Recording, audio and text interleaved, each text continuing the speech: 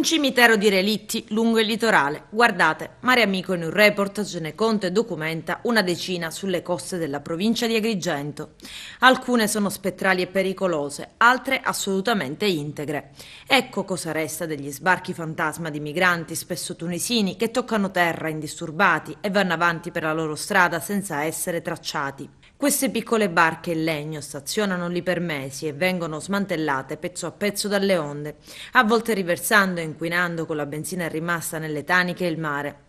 Mare Amico, che ha prima chiesto all'ufficio competente delle dogane di eliminare questi relitti prima dell'inizio dell'estate perché tutto questo deturpa l'immagine e danneggia il turismo della nostra isola, ha poi pensato a una soluzione alternativa.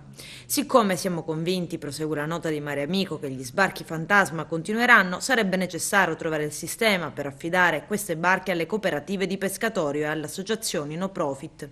Questa possibilità farebbe risparmiare, conclude la nota di Mare Amico, tantissimi soldi allo Stato ed eliminerebbe queste brutte situazioni.